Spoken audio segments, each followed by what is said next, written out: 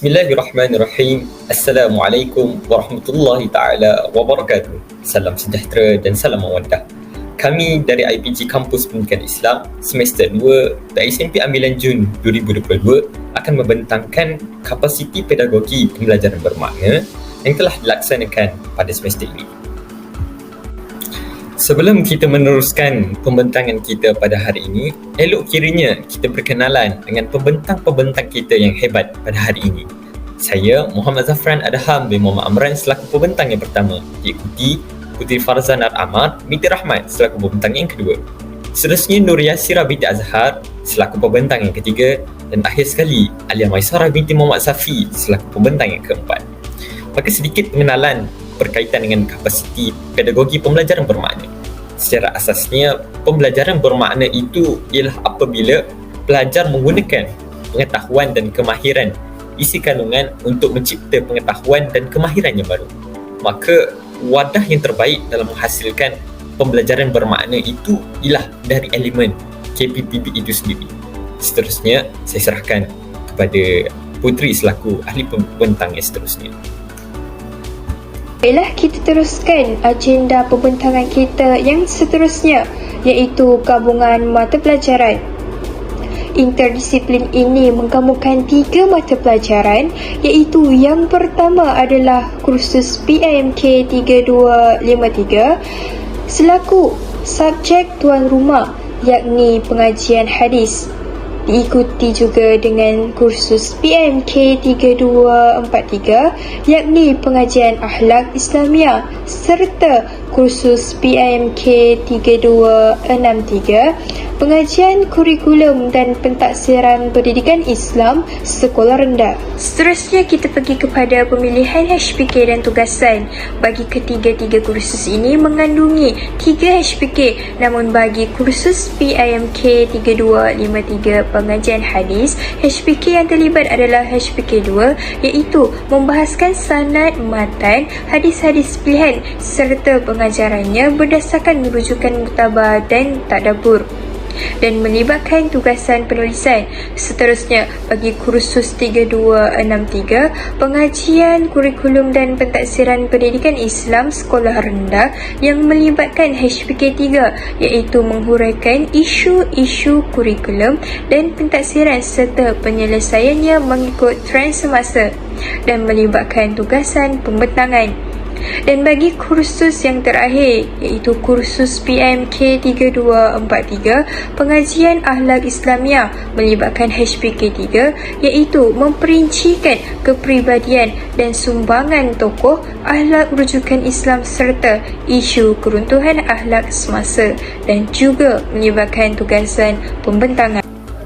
Baiklah, seterusnya saya akan fokuskan kepada big idea. Big idea yang dapat dikeluarkan daripada gabungan ketiga-tiga subjek ini ialah ilmu, iman, ihsan, menjana pembinaan guru berkualiti. Hal ini kerana jika dilihat daripada gambaran yang disediakan, subjek PIMK 3253 iaitu pengajian hadis sebagai subjek tuan rumah yang saling berkait dan bersinambungan dengan subjek PIMK 3243 iaitu pengajian akhlak Islamiah, dan PIMK 3263 iaitu pengajian kurikulum dan pentaksiran pendidikan Islam sekolah rendah.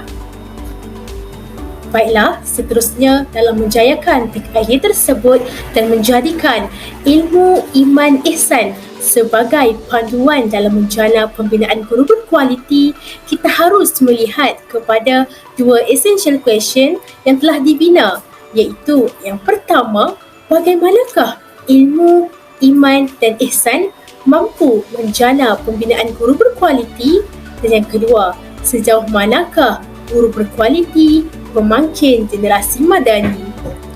Kedua-dua soalan EQ ini amat membantu dalam mencapai apa yang dihasratkan di dalam big idea yang telah dibina. Berikutan itu, mari kita lihat pula soalan pentaksiran pelajar untuk ketiga-tiga subjek berikut, iaitu bagi subjek PIMK 3253 pelajar diminta menganalisis salah satu daripada 5 hadis yang dipelajari serta memasukkan isu-isu semasa yang selari dengan isu-isu akhlak dalam subjek PIMK 3243 berdasarkan rujukan-rujukan yang mukhtabar dan berautoriti. Diikuti dengan kursus PIMK 3243, pelajar membentangkan mengenai langkah-langkah penyelesaian isu keruntuhan akhlak semasa berdasarkan salah satu daripada 5 hadis dalam subjek PIMK 3253. Akhir sekali, PIMK 3263, pelajar membentangkan salah satu isu dalam kurikulum dan pentaksiran dalam bilik darjah serta penyelesaiannya yang disokong oleh hadis-hadis berkaitan dengan subjek PIMK 3253. Berikut merupakan bukti hasil pentaksiran berterusan bagi kursus PIMK 3253 iaitu penulisan hadis. Kami telah pun memilih dan menganalisis salah satu daripada 5 hadis yang dipelajari di samping memasukkan beberapa isu akhlak semasa beserta pengajarannya. Penulisan yang dibuat telah diperkukuhkan dengan rujukan-rujukan muktabar seperti kitab-kitab hadis dan laman web yang berautoriti bagi mengenal pasti kesahihannya. Seterusnya, bagi menyempurnakan tugasan persembahan PIMK 3243, kami akan membentangkan pula langkah-langkah penyelesaian isu keruntuhan akhlak yang telah dinyatakan dalam tugasan PIMK 3253 berdasarkan hadis yang telah dipilih dan dianalisis kesahihannya. Kemudian yang terakhir, kami memilih beberapa hadis yang turut berkaitan dengan kursus PIMK 3253 untuk dijadikan hujah di dalam persembahan forum berkaitan dengan isu dalam kurikulum dan pentaksiran bilik darjah beserta penyelesaiannya bagi menyempurnakan tugasan persembahan PIMK 3263. Iman, Islam dan ihsan akan melahirkan seorang manusia yang berakhlak dan berpekerti mulia dalam kehidupannya serta menjaga hubungan sesama pencipta, hubungan sesama manusia dan hubungan sesama makhluk sebagaimana sabda Rasulullah sallallahu alaihi wasallam, an ta'budallah ka'annaka tarah fa innaka illa tara fa innahu yaraka, yang bermaksud hendak dunia kini tampak maju selari dengan peredaran zaman. Jika perkara ini tidak diatasi, kita dapat lihat bahawa masalah murid akan semakin meningkat. Oleh itu, contohnya lah macam kurangnya adab antara guru dengan antara murid dengan guru lah. Sedangkan dalam hadis, dalam subjek PIMK 3253 as-sam'u wa ta'atu 'ala al-mar'i al-muslim bima ahabba wa kariha ma lam yu'mar bi maksiatin fa idza umira bi maksiatin fala sam'a wa la ta'ata. Maksudnya mendengar kepada pemimpin. Seterusnya kita beranjak maju bagi bahagian KPPB dalam pentaksiran. Maka pertama sekali kita mengambil contoh bagi 3R. Elemen 3R ini terdiri daripada relationship, relevant dan rigor. Elemen 3R ini terlibat secara langsung sebagai elemen KPPB bagi semua pentaksiran subjek yang terlibat. Model ini memberi manfaat kepada pelajar dengan memudahkan pelajar untuk meneroka tugasan dengan bantuan alat digital. Seterusnya, elemen yang kedua iaitu elemen 6C, iaitu pemikiran kritis, kolaboratif dan komunikasi. Pemikiran kritis dapat dilihat melalui tugasan pentaksiran yang diberikan yang memerlukan pelajar untuk berfikir dan membuat perkaitan dengan maklumat yang bermakna. Contohnya kita boleh lihat dalam subjek PIMK 3253 iaitu bahagian hadis penulisan. Maka seterusnya, elemen kolaboratif dan komunikasi pula satu elemen yang penting seringkali diterapkan dalam pentaksiran. Elemen kolaboratif diterapkan khusus dalam aktiviti berkumpulan seperti forum yang diadakan dalam PIMK 3263 yang memfokuskan kepada kemampuan untuk melengkapi suatu pasukan hasil daripada maklumat yang bermakna yang telah dikumpul bersama. Seterusnya yang ketiga kita lihat iaitu 3E. Elemen 3E pada bahagian ini kita memfokuskan kepada engagement dan extension. Engagement di sini ialah keterlibatan penggunaan teknologi dalam pentaksiran yang mampu memotivasikan pelajar. Contohnya, Penggunaan Canva dalam pentaksiran dari sudut persembahan memberikan semangat dan motivasi dalam menghasilkan bagi ketiga-tiga subjek. Yang kedua, kita lihat extension di sini merupakan perluasan dan perkembangan pelajaran. Hasil pentaksiran kami ini, kami telah memuat naiknya di platform digital seperti YouTube yang mampu mencapai manfaat ilmunya kepada seluruh pelajar tanpa batasan dan dapat memperbaiki menerusi sudut komen yang ada. Seterusnya, kita bergerak pula kepada KPBB yang terlibat dalam proses pengajaran dan pembelajaran atau dikenali sebagai proses PDP. Elemen yang pertama adalah model 3R. Model 3R terlibat secara langsung di dalam ketiga-tiga kursus pentaksiran berterusan. Model 3R ini adalah amat penting kerana pensyarah dan rakan-rakan sekelas dijadikan sebagai learning partner. KPBB yang kedua iaitu 6C yang melibatkan ketiga-tiga kursus pentaksiran berterusan.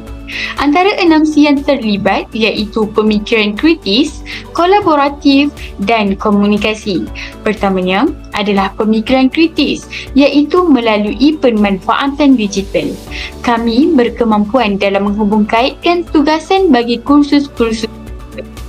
Seterusnya, komunikasi dan kolaboratif iaitu saling bergantung dalam satu kumpulan.